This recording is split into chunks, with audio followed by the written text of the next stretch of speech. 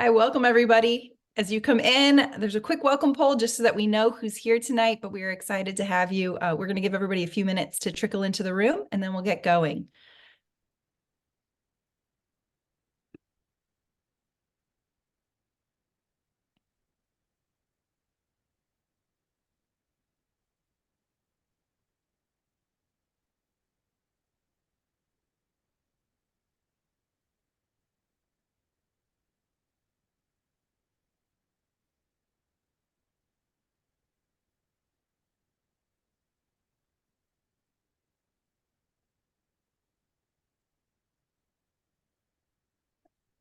Hi, if you're just joining, welcome. There is a welcome poll as you come in, just so we know who's here. We can tailor things a little bit better that way. And just give us a minute or two while everybody comes into the room and then we'll get going.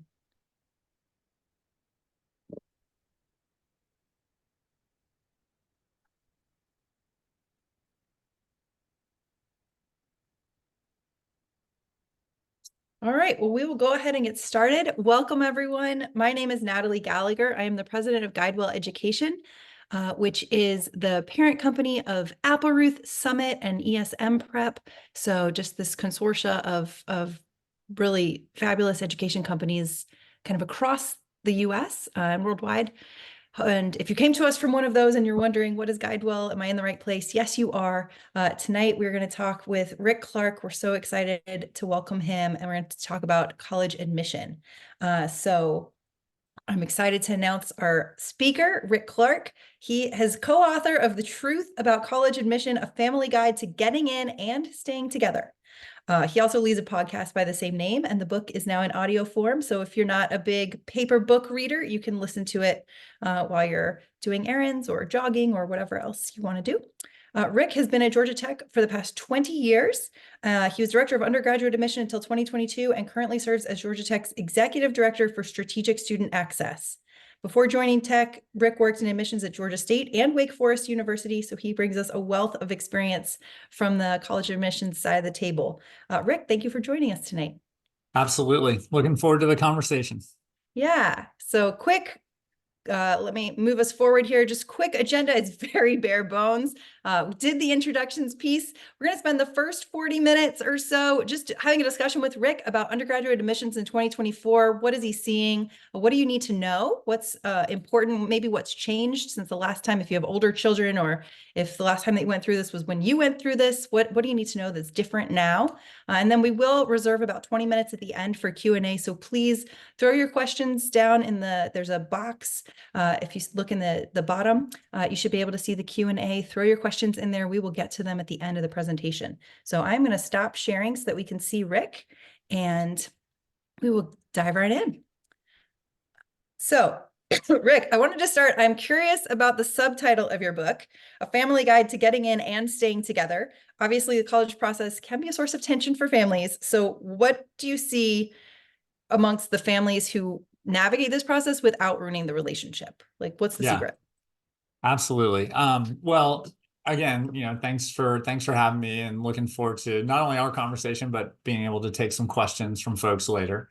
If it had been up to me, we would have just titled the book A Family Guide to Staying Together, but I didn't get to make that call in the end. So I guess the reason we wrote the book, and the reason I think that subtitle is important, is over 20 years of this cycle, right? Watching it sort of repeat itself over and over again. I've seen it go really right and also really catastrophically wrong between families. And I just feel like in the end, so many of the folks, anybody that's on this call tonight, like, the spoiler alert is, like, your kid's going to go to college. If they're going to get in, and they're going to end up being fine. It's going to all go well. But nobody seems to really want to believe that. And there ends up being a lot of consternation and anxiety and stress, kind of along the way. And so we wrote this. My co-author is on the high school side. So he sees on the ground the families working through the college admission experience. And then I'm at that intersection and the handoff to having them come to college. And so we thought, we can really try to give folks better questions to ask, conversation starters to have, and more than anything, just like perspective. And so that's really what it's all about is let's take all the things that we see that are good and all the things that we see are healthy, and then try to deliver that in a kind of readable, digestible way and walk people through what we don't call a process, what we call more of an experience. And I think that, is really the crux of it. So as a starter anyway, that's a primer. Great. So if you were giving advice to a parent who's sitting at the front end of this Yeah. experience, Yeah. what would you tell them? What's the like single nugget that you would provide them to get through the other side still on good terms with their kid? Well, let's see. I guess one of those would be, so I mean, I have the privilege, I would say, of teaching college students, employing college students, and just being surrounded by them all the time. And so as a parent, many of whom I would guess that are on this tonight went to college themselves. I think one of the big pieces of advice is like keep the end in mind. Like this is going to end up at college. And so remember your college experience and think about what makes a good college student. Like good college students are curious. They listen, they ask questions. They usually like test assumptions instead of just like having a foregone conclusion. And also like, if you think back in the magic that is college, it was never scripted or planned. And so people love to try to like figure out a formula and again, a quote process. Tell me the recipe. What's the secret sauce? Like the girl down the street did it this way. Just follow her lead. And that's just never how it works out. And so I think that if you can keep the end in mind as a parent and remember that, if you think like a college student, think back to that and approach it that way. I think that's one. Probably my biggest message, and we could just cut the webinar after this, is my sky banner message to parents is parents of high school students should talk to fewer parents of other high school students about college admission and more parents of current college students or recent college grads. Because you talk to a parent of a current college student and they say things like, man, like it worked out. Like I didn't think she would end up going to X university, but she did. She loves it. Or this wasn't even on his list as a junior, and here's how it all kind of shook out and happened. And now he's really doing good. And he's dating a girl we like and has an internship lined up, and like life is good.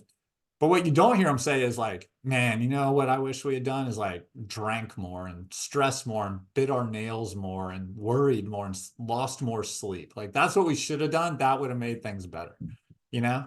And so I think that as parents, like I have, middle school, high school, as you come into those ages, you're always asking people a chapter ahead of you for advice. Keep doing that. I think instead of talking to your peers, now's the time to again, keep talking to people a chapter ahead. You're right. We could end it now. Like, go home, everybody. No, I think that's great advice. Look, since we're talking about tension and biting our nails more and stressing more and sleeping less, I want to address the elephant in the room early, which is college has gotten so expensive. I mean, there's some schools that have sticker price over $85,000 a year all in. Yep. And most of us can't float a check for $85,000 for 1 year, knowing that there's at least three behind it. So how do you recommend families navigate the financial piece of it? And when in the experience should they think about it? Do you look and see the sticker price and say, okay, I'm not like, don't apply there? Or do you wait until the end and you get the FAFSA, like see where you get in, you get the FAFSA filled out, you see what aid looks like, you start having the conversation then? Kind of how does that play into the process and when? Yeah, great.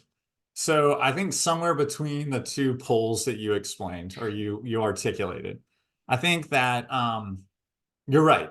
Like as parents, it's easy for us to feel like the gift I want to give my kid is being able to say to them, and we put a lot of pressure on ourselves, like, I want to be able to pay for what you want, sweetheart. Like I want, the best school you get into, or if you get into your quote top choice, like we want to make that happen. And I think that concept of like, it's an open checkbook and we'll make it work and we'll take a second mortgage out and never take vacation again and work till we're 78. Like, no, I think that's that's a misguided desire.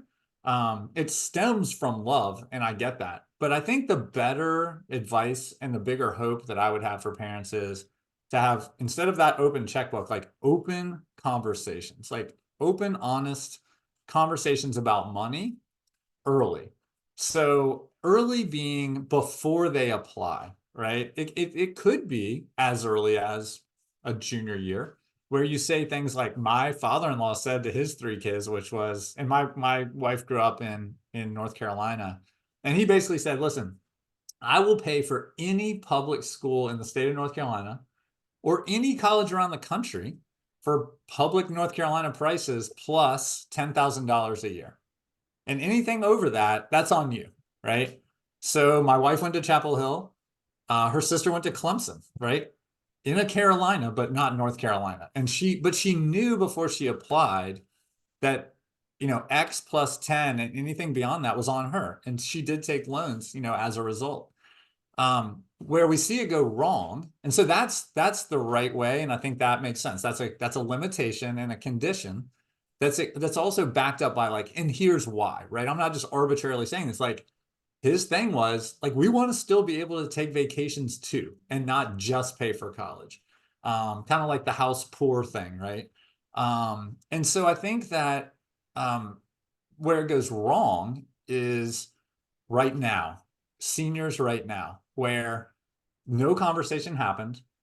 The kid gets in. And I've talked to families sometimes who have literally said, I'm hoping they don't get in because we can't afford it. Or we don't know how we're going to pay. Like you don't want to be there, right?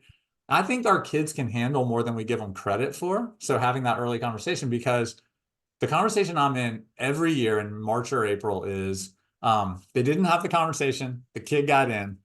They literally show up in your office. They're wearing the hoodie. They've already posted on all social media that they're going.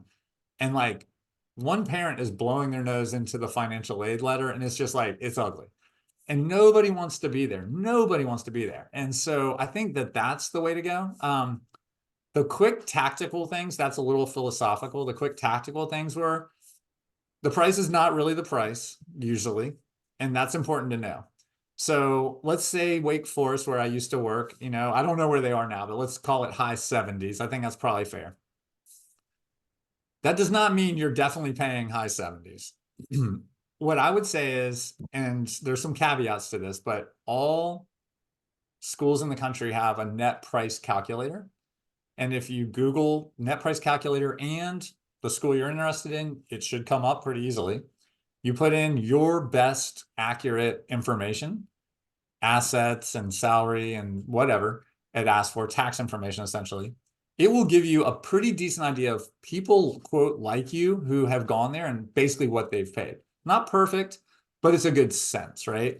I think that's a great place to start. And so I would say if you kind of apply those two general principles, it's going to give you a good sense. So visit, great.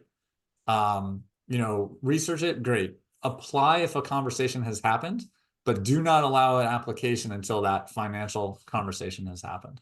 And I think it's also okay to come back and say, listen, yes, we will pay for that school that costs $78,000 if it comes in at your number, right? 46 or 32 or whatever it is. And here's how we as a family also feel about loans and why. And here's what your life would look like if you take on loans and why, right? So I think always following those numbers up with rationale is really important. Awesome. No, I love the idea of, have the conversation first, even if it doesn't keep you from applying. Because I think sometimes parents see the price and it keeps them, they don't send it, their kid doesn't send in the application. And Yeah. I've talked to admissions people before who were like, gosh, I wish that person would have sent in an application because they were never going to pay, like you said, the price is not the price. Like they were never going to pay what they saw in the brochure. Yeah. So Absolutely. awesome. Okay. I'm going to pivot us a little bit and kind of ask you to get out your crystal ball and do some, looking into the future for us. Okay. So we've all seen the news come out recently, or many of us have seen the news come out recently about the swing amongst some schools back towards test required, right? We've had Brown and Yale and Dartmouth, and then most recently University of Texas at Austin, Yeah. all come back and say, okay, COVID is over and so we're sunsetting our test optional policies. And there's been a lot of talk about, well, is this the start of an avalanche? Is this a wave? Is test optional here to stay? Is it leaving? What do you think? What are you hearing? What do you see? Yep. So I'm like, I'd say I'm a good 50% on crystal ball predictions. So, just I'll give that caveat. Like, I could probably dig up an article and put it in here because I got asked a couple of years ago to write for, I don't know, some publication about making predictions. And I was like, I was about 50%. So here you go. On testing, though, I have a pretty high level of confidence. So this would be like if I was making my brackets, on before selection Sunday, like couple teams I really thought were going to get in. I feel pretty good about this. I think that it's not an avalanche. I think that the schools that have gone back don't really shock me too much, I guess, with the exception of Brown. That one is a little surprising. Also, the other one that you mentioned, I thought that was pronounced y'all. So it's pronounced Yale. Some Anyway. people say. Yeah. So I think that like California, right? They've gone totally test free, test blind, whatever you want to call it. Point being, don't send it. We're not going to look at it and all that. If you write in your essay, I also got a 1550, like they're going to redact that out. But like just today, I think University of Utah said we're forever test optional. And University of Michigan, right? A school that enrolls probably 70 times as many students as 5 of those others combined, said they're going test optional. I think that for the next couple of years, it's just going to be like this. I think it's going to be noisy because, hopefully people are really doing their due diligence, like really doing what they said they were going to do, which is we're going to look at our institution and our data and make the best decisions for our campus. And as a student and a parent, that's like kind of frustrating because like, oh man, just tell me like, can't I just do it like one way for everybody? And the answer is no. But the answer is in a way like that's a good thing because I also work for the State Department. I get to go to embassies and consulates around the world. And in doing that and kind of representing American higher education, like it's made me appreciate that America is really weird when it comes to college. We just do this whole thing very differently. I'm sure there's some people on the call who may have gone to college overseas and they know like we're different, right? And the diversity of our higher education system is why schools are going to continue to make different decisions because they're not all the same. And it's not one process and it's not one size fits all. So I don't see a big avalanche back. I think the South, Publix in the South just doesn't surprise me at all, especially healthy states that are gaining population. So Texas, Florida, Georgia, Tennessee, those states are all growing. And so that doesn't surprise me. But the fact that Alabama and Auburn, as an example, or South Carolina, like some test optional, those states are not really growing population wise. And so it helps them and it makes kind of, to me anyway, institutional sense. I'm not saying they would never go back, but I see why they haven't. And then hopefully they're also looking at their data to say, well, it might just not be predictive for us. Like we might be able to get what we need from the other things. Rigor of curriculum, probably stuff we're going to talk about in a little while. So I guess that was the long answer. My short answer is expect noise, expect variance. And I also think expect this to slow down because I do think all these announcements that are happening right now, like that's going to stop and people are going to have their decisions made. And so if you're a rising senior, don't expect things to get all weird late summer or right before you apply or after you apply. That is not going to happen. This is the right time, the appropriate time for schools to be making these decisions. So it's a good thing and not don't let it kind of freak you out because it's a logical time to make these announcements. Perfect. So if you're a rising senior, I want to make sure that our rising seniors, if they're out there and they're worried and they're listening to you, Rick, that they're hearing that yes, there might be some announcements that come out in the next several weeks about schools that are on your list, but you do not need to worry that in October, after you've submitted, they're going to change their policy and you're going to find yourself up a creek. Is that right? Great. In fact, I will give if that happens, I will give a full refund to what people paid to be part of this webinar. I'll double it. Awesome. Okay, great. And then for our underclassmen who are listening, I would just say that because it is so noisy, don't rely on what your older friend says about whether or not a school requires testing or what your older sibling did or whatever. Like these Yeah, policies are changing and they're changing per school and per year. And so just because something was true a year ago doesn't necessarily mean it'll be true for you. Um, totally. uh, Great. Okay, so Rick, I want you to take us behind the scenes a little bit. You've sat in on so many admissions committees. You've looked at, I don't know how many thousands of applications. Um, who gets in and why? Like, what's Mhm. the holistic review process? How's that work? Yep. There's really the easiest way to think about this, and we do talk about this in the book, is there's really two ways that admission decisions get made in the country. One of those is what you would call formulaic admission. And I think that if anybody, just like from a sports analogy here, and if you're not a sports person, ask somebody to translate for you. But a lot of schools, and honestly, when I got to Georgia Tech, we were kind of doing it this way. It's like the high jump, right? There's a bar at a certain height, which is driven or dictated by either GPA only, if it is a school that doesn't require testing, or GPA plus testing. And so that's very clear. You jump the bar, you're in.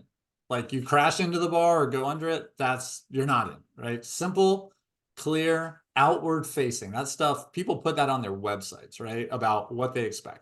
Here in Georgia, I know a lot of people are from all over the country, but like many of our public schools operate this way. So that's formulaic.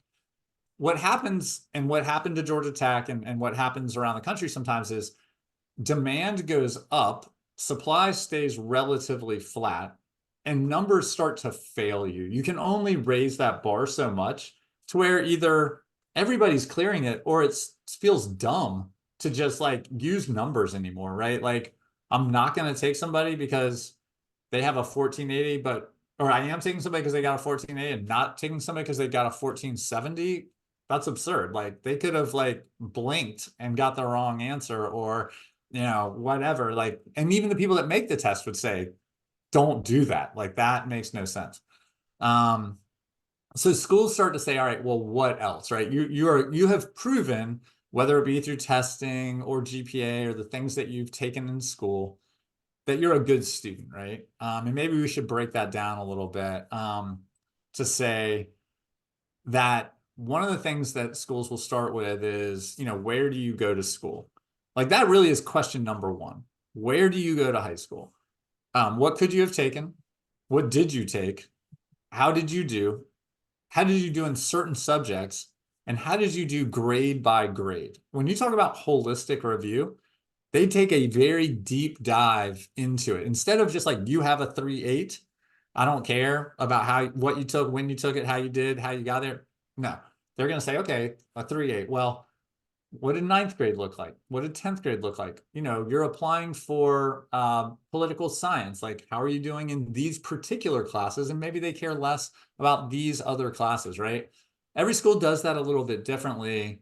But when you have a supply and demand problem, that's really where you start. And a lot of people, always think, um, oh, well, I heard it's easier to get in from like the school down the street. Like there's always this evil school down the street where it's easier and everybody gets in, but your school is somehow screwed because you have like a certain curriculum or a certain grading scale or whatever. We don't try to compare schools to each other. We look at your school, could you have taken, what'd you take, how'd you do, when did you do that? Um, and the truth is that a lot of pretty selective places, like you pretty much are like, yeah, check, check, check. They're a good student. They took good classes. And you start to add factors. And so the high jump all of a sudden becomes like women's all around gymnastics, where there's like multiple events, some of which are very humanly judged, like well, let's look at what you did outside the classroom. Like, are you involved? Are you having an impact on people around you? Are you having an influence in your school community? Like, fundamentally, when you graduate, will you be missed, by a coach, by a teacher, whatever? You can demonstrate that lots of different ways. And so then schools just sort of start adding layers to say, like, they want to know maybe an interview at some places or how you express yourself in writing, that kind of thing. Recommendation letters, like an adult in one school community talking to an adult in another school community and probably saying things that a 17-year-old doesn't even think or know about themselves. That's helpful to get. And so that's sort of like the components of what we're reviewing and like what holistic review really means. Um, and I guess we could talk about any piece of that if you'd like. But I guess the other piece I would just say is that's all true. That is all true. How admission decisions get made is sometimes, while connected to that, not exactly like, well, this kid did the most stuff outside the classroom and therefore they get in. So there's something that you'll hear people call like institutional priorities, but I think it's better to just call it mission. Like, what is the mission of the school? And so I'll use my alma mater because I feel like they're a great example of this. The University of North Carolina at Chapel Hill. So 82% of UNC students must come from the state of North Carolina by law, 18% from outside the state, meaning that, it's going to be easier to get in from North Carolina than from out of state. There's more applicants from out of state and there's fewer spots. So that's your supply and demand. But also, like, yeah, fundamentally, while that other stuff matters, a kid from Atlanta could have higher test scores and better classes and all the things we said we care about and matter and not get in. And then some fine, good, perfectly normal kid from Charlotte does get in. While not fair, it is logical, right? It's mission driven. And so I think that that's for parents, especially, really helpful to know because then what we have to tell our kid is like, there's nothing that you didn't do that you left on the table. There's nothing, they're not judging you and your future potential. It feels that way. I get it. At the kitchen table or in the living room, it can feel that way. But the truth is that decision was made because you don't have an NC after your name, after your zip code, right? And you can't control that. So let's talk about the things you can control. I think for parents, that's our job, right? We're supposed to be, we're perspective coaches. And we got to try to help 17-year-olds zoom out and see a bigger picture. That's the gift that we can really give. As someone who has a 17-year-old, well, now 18-year-old under her roof right now, I really appreciate that perspective. Great. I want to circle back to something that you talked about, which was the 3-8 and the idea that like not all 3-8s are the same, right? Yeah. That they can tell a different story.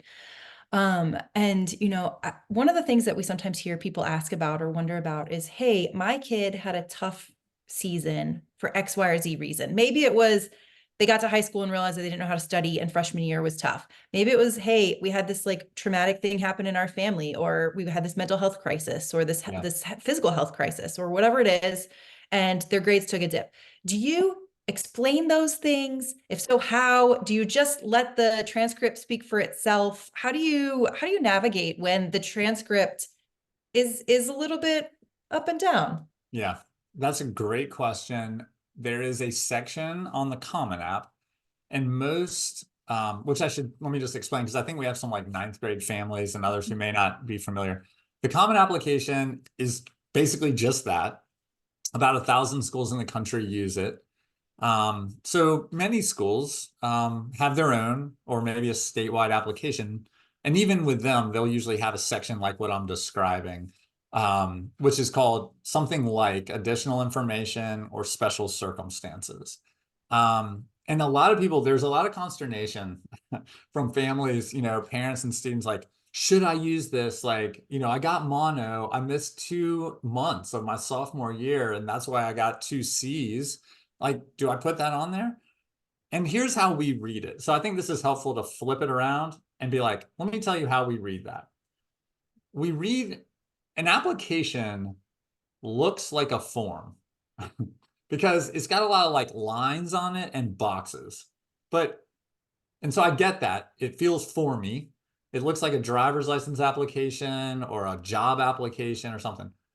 But that is not how it is read by an admission person. It is read more like a story. And if you can put yourself in the shoes or in the mind of an admission person, a kid might take 2 months to fill out an application. They come back to it, they revisit it, and then they finally submit it.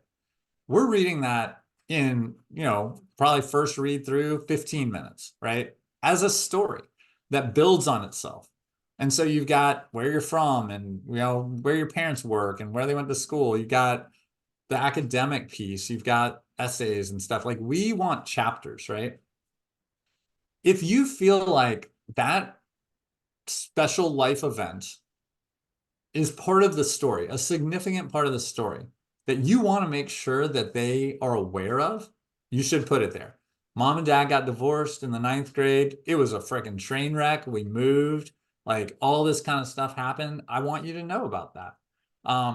That's not an excuse. Like, you're just explaining it. The way that's read is we read it one of two ways. Either, oh man, that's of note. Let me reread now that I know this, what they're talking about. Or, that doesn't, okay, fine. Like, that doesn't really change anything about how I was already reading this story. But you put it down. And so it's never going to be to your disadvantage. I would just say that's the filter I would use. Do I want them to know? To the extent it's going to be relevant, to the extent that they're going to weigh it in, you'll never know. But you'll at least know, yep, I wanted that to be part of my story. I believe it's a significant part. I'm putting it down. People think that way about ADHD, or, there's a lot of people that have those kind of questions too. Like, for some kids, that is a big part of who they are, and they couldn't put it anywhere else, so they put it there. For other kids, it's like, you don't need to know that that's kind of part of my life and my journey, and I'll leave it out. Neither of those are wrong, right? That's a very personal decision. Awesome.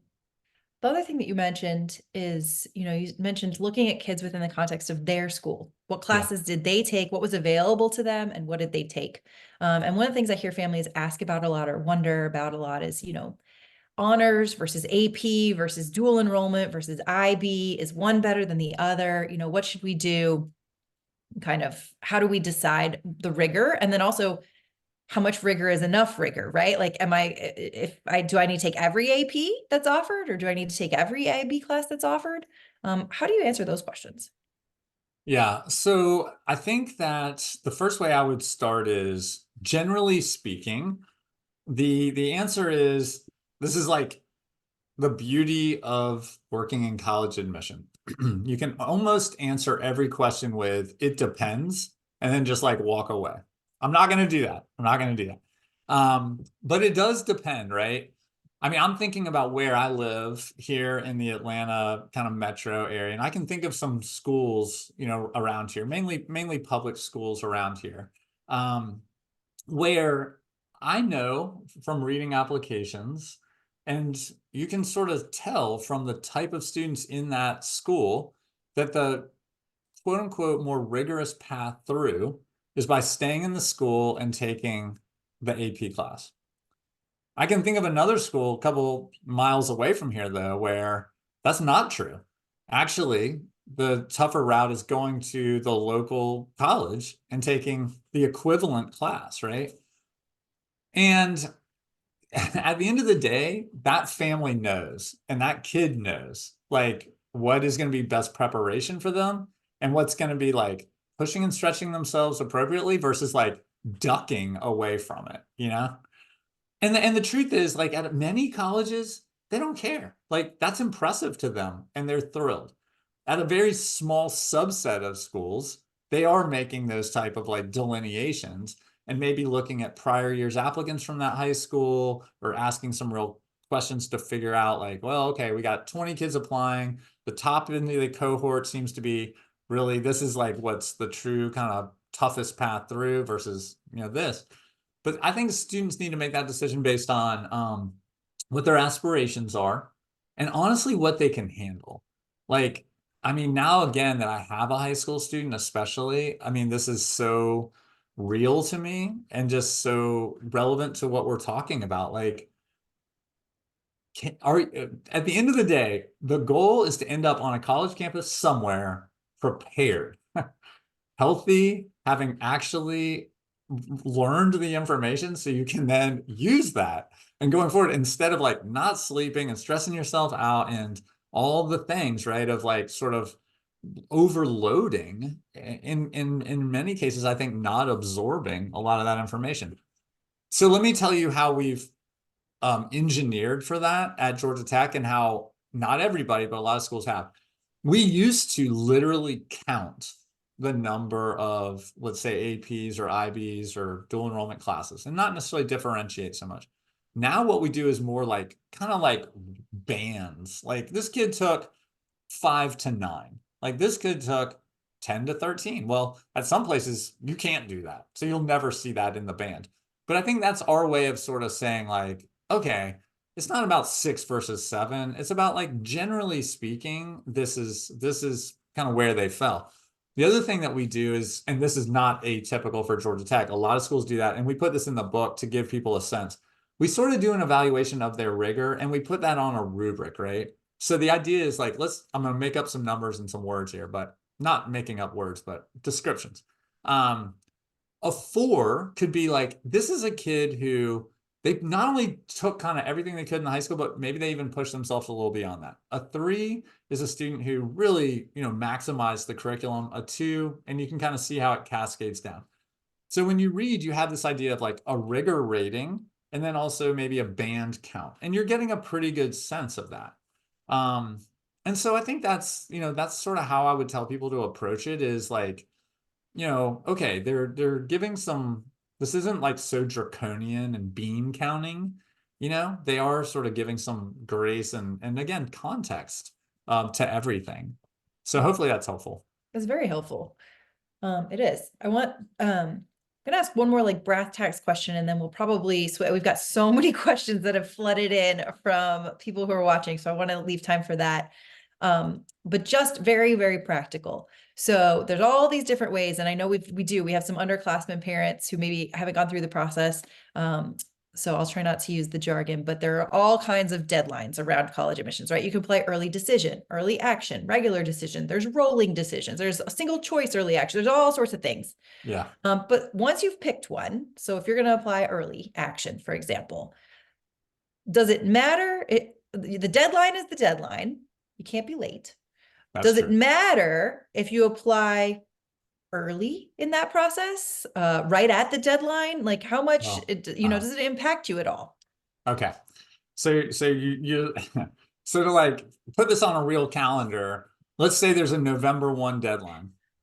And your question is, am I at a disadvantage? Or are they going to read me differently if I apply on November 1 at 11:59 p.m. my time zone, or I applied on like September 18th? Is that what you're asking? Exactly. Are the spots all going to be gone, or are they going to Yeah. read me differently? Yeah, exactly. Okay. So I would say that 99% of the time, it makes no difference whatsoever. With the one exception being like, when you talk about rolling, right? I mean, rolling means there isn't really a deadline in some ways. It's like you just apply and then they put out decisions. I mean, I guess theoretically you could end up in a spot where maybe, they've filled their class or whatever. But for most of these schools that probably people on this call are talking about where there's a firm like early action, right? Which is non-binding, early decision, which is binding. And they have November 1, very common, January 1, very common, these type of deadlines. The answer is absolutely not. We kind of like it that they come in early because it helps us spread our reading out a little more. But the truth is, like, if you came on to the call tonight and you're like, my biggest worry is, I need to know whether or not procrastination is still alive and well among American youth. Like it is, don't worry about that. We do a count. We got about 60,000 applications this year. We have 4 deadlines throughout the process. And I think half, maybe at least half of our applications came in either on the deadline day or the day before the deadline. So there's definitely no advantage. Nobody's going to be judging you. Like apply when you feel ready, but you're probably ready to turn it in before you think you are. You're just holding it on because you don't want to let it go, you know? Awesome. All right. Thank you, Rick. We're going to switch because there's so many questions that are just pouring in. So please keep passing them. We'll get through as many as we can. And and then we'll we'll And then have we'll to not. save some of them for next time. But also I think Whitney's going to send another quick little poll. Hopefully this has been helpful and will continue to be helpful for the next 20 minutes. We try to put out lots of good information. And so if you want additional information or follow up about your specific student and their need and want any help with anything, we'd be happy to do that. But let's, one of the questions was, I think going back to the test requirement announcements, someone's asking where to look for those announcements. Great. So maybe we could put this one into chat or Q&A, but a great place to go that consolidates these is called fairtest.org, FAIR test.org. They have like on the top nav, there's a tab. I don't know if it's called test optional or anyway. They keep like a pretty accurate, pretty timely updated list, right? That says like Georgia Tech happens to be test required, right? So that's in there. It says when we made that announcement. You can see all the California schools that are and actually even like sometimes there's links off of it so you can better understand or go right to that school's information. So there's probably other places, but that one jumps immediately to mind as one source for that. Because that is better to have it aggregated than to have to go find it all yourself. Yeah. Yeah. Although for sure, once you have your list, if it's your cycle to apply, once you have your list, go look at each school and see what their current requirements are, because they do change. But you're right. That is good to have it aggregated somewhere. We have somebody asking if colleges look favorably on graduating from high school a year early, or if you don't recommend that.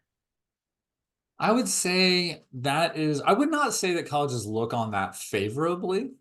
Flipping that around, it's not like it's a bad thing, right? But very few students are really ready to do that. And I don't know that schools are like necessarily overly impressed that a student may graduate early. Obviously, there are rare cases where that's just who that kid is, right? And that's the right thing to do.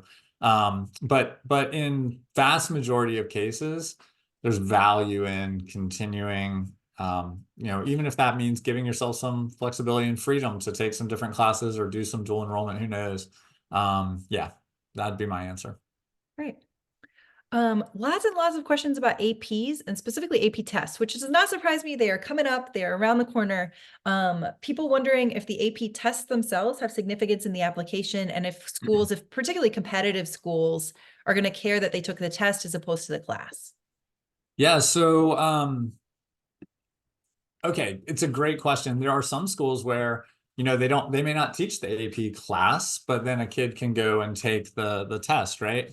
A lot of students take the class as a senior, and by the time they take the test, admission decisions have already been made. So we're really only talking about, I guess some freshmen, but largely sophomores and juniors where, they take the class or the test and they send it in. Here's a couple of things to know about that. There are some schools, I feel like y'all, again, you said Yale, but I think y'all is one of those that has said they're like tests. There's, just as Test many flexible, now. yeah. Less flexible. There's just as many terms of early, deadline names as there are testing policies. But they're saying, you could, if you'd rather send those instead of SAT, ACT. So you might see that here and there, right? Where that's an option. That could be a trend that or other schools could jump on that bandwagon. That could happen. But the other thing is, when okay, so you can list your test scores on your application if you already have them, and that could be of value. The other thing is that when schools are trying to build their their prospect pool, they're trying to they work with the College Board, who not only administers the SAT but also through the AP results. It is a way that we like try to license these names and contact information in order to market to and recruit students. So that could be another reason why there's value, even if it ends up not having bearing necessarily on the admission decision. And so I guess I would just say, I know there are some schools in some communities where people feel like, okay, I need to just like take every one of these tests, even if I didn't take the class. And I would say, typically that is not going to end up being the thing that is so compelling and ends up having a major bearing on the admission decision. But those are a couple of the ways that APs in general and AP tests might factor into the overall cycle, including marketing, prospect building, and ultimately the application itself. Great. I really like this question because I think it comes from a well-meaning parent, which is, when is stretch just too much of a stretch? Like, when do you let your kid apply, and when do you advise that they take it off the list? Yeah. Well, let me start with this. Many of my friends who are school counselors, right, in high schools, there's this term that you'll hear out there about building a balanced list. And I think what that means is like they want to be realistic, right? You want to give yourself choices and options. And I think as parents, like we get that because that's what we want for our kids. Like we want our kids to not have to do things, to be able to get to do things, to be able to choose who they play with or who they date or where they work or all these things. Like we want our kids to have freedom to choose. And that's our job, is to try to put them in a position to have choices and options. And I do believe firmly real success as a senior in high school is that you get to pick where you go to school or have a couple places you get to pick between instead of like just one thing, right? What I would say is I actually don't think a balanced list is all that important anymore. Like, why do you have to apply to a place that's like a lottery to get in? Like if people always are like, yeah, you should have a safety school that you can get into and a couple that are likely, and then you should have like a couple reach schools. Like you actually don't need to have reach schools. Like who says you have to apply to a place that's like under a 20% or 10% admit rate, I think the bigger thing is, here's what a parent should never do. And this is a good job as a parent, role as a parent. Never let your kid apply to a place they wouldn't actually go. But yet every year you see students where somehow it's like somebody told them they need to apply to 10 places and they put like 2 other places on their list just because they needed to get to 10, or they knew they could get in, like, but they wouldn't really go there. That is dumb. That just makes no sense. So I think if you parent them towards, when you get into this range, and let's just call it 25% admit rate or lower, then you need to be understand, like, help them understand, like, the likelihood is you're not going to get in. 75% of people do not. Let's flip the percentages. Are you okay with that? Like, can you handle that? And how many times can you handle that? Like, I can handle that 3 times. All right, so I got 3 of these places on my list where I would love to go there. I would be excited if I got in. I understand the odds are not in my favor, to use some Hunger Games language. But I want to give it a shot, I feel like I've worked hard. I want to give it a shot and I'm hopeful, but I can handle it if I don't get in. And I think that's what we got to do as parents, is help our kids be realistic. And again, I feel like we are coaches in perspective. Like that's our job. Coaches in perspective. Awesome. We have a lot of people asking about, this for people who don't live and breathe admissions news all the time. The Supreme Court decision, impact came down. You can no longer use race in admissions, so cannot ask about it. And we have a lot of people asking specifically for students of color or gender diversity. Mm-hmm. How do they highlight that? Should they highlight it? Where does it fit in the application process now? Yeah. Great question. So, and I have a slide that I've been using not only with like internal folks at Georgia Tech, but then I've been out on the road presenting this too. It's because there's some confusion around this. When you apply, and if you're a parent of a senior, you know this already, but you still indicate your race and your ethnicity. Okay, so you do still see it on the application, just like You might say that you're like Methodist or something on the application too. But legally now, on the college side, we can't map that data over into our what we call our reader, what we're seeing on the screen.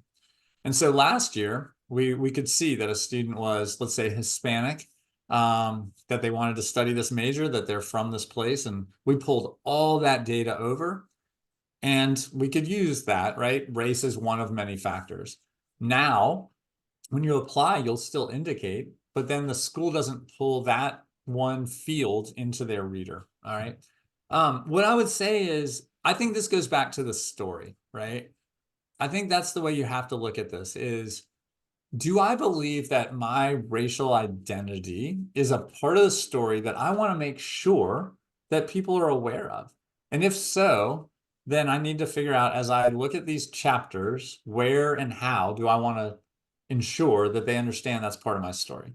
The logical place there and what Judge Ketanji Brown talked about was in the essay, that you would have the opportunity to do that. Or many schools have what they call supplemental questions, where it's like they get to decide what it is. And that's another opportunity, right? Obviously, in an interview, if somebody is asking questions, it could naturally come up that you want to highlight that and they're making notes. So that is a very personal decision. Honestly, it's in many ways just like what we talked about earlier about the divorce or the car wreck or the mono or whatever else it might be. Right.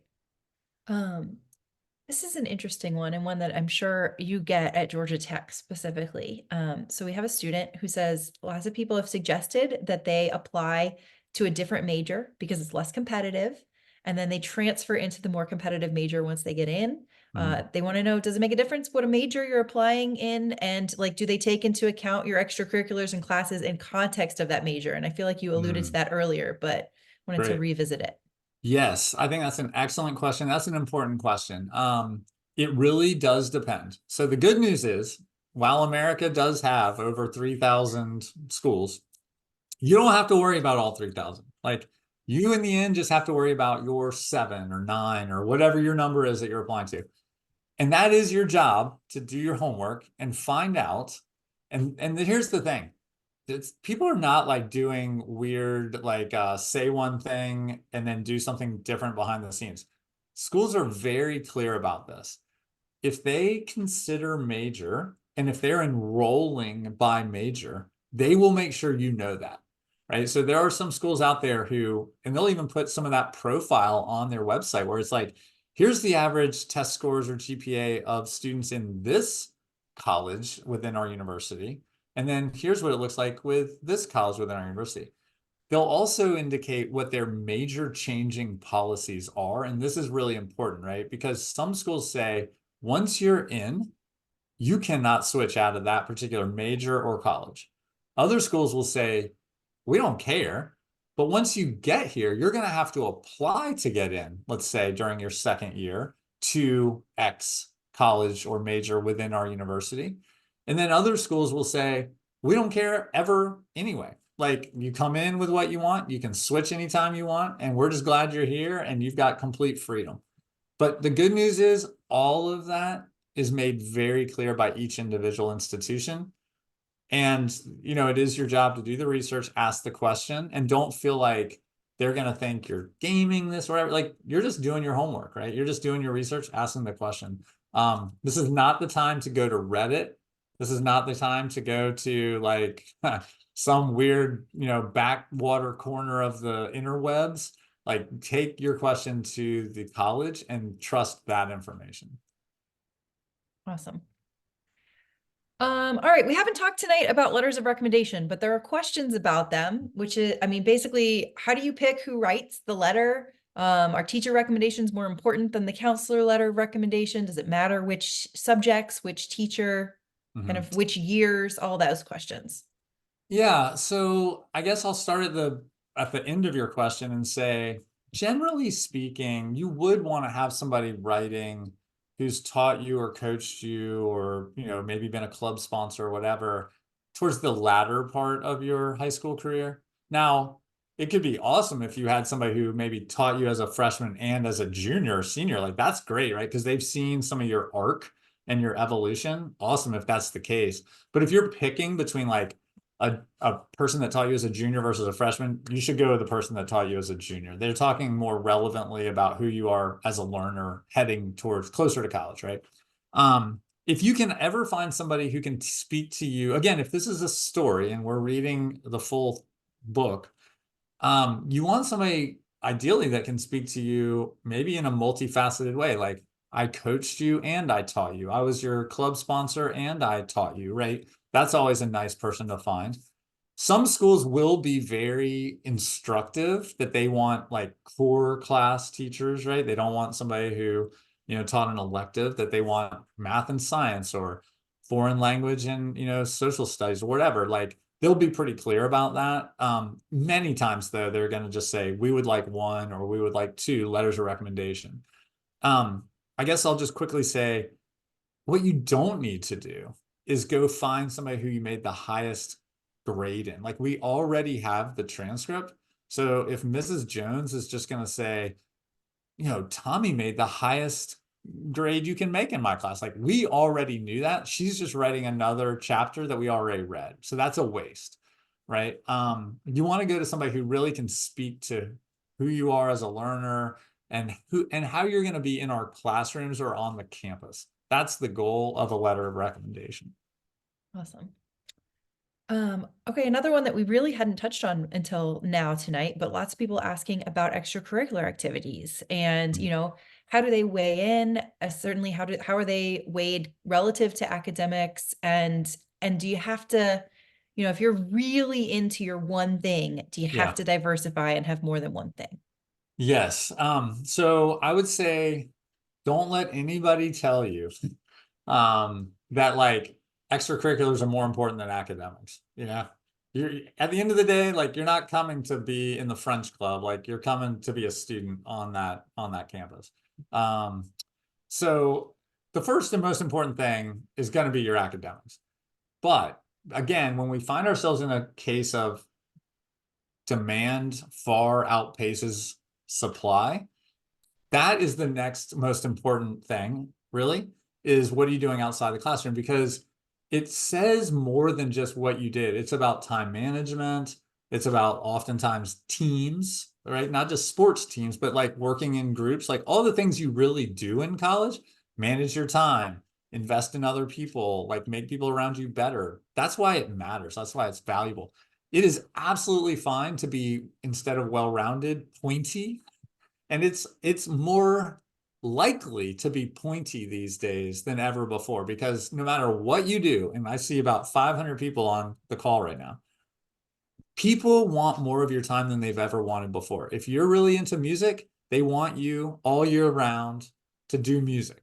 If you're really into tennis, they want you all year round to play tennis. It's harder than ever before to do lots of things.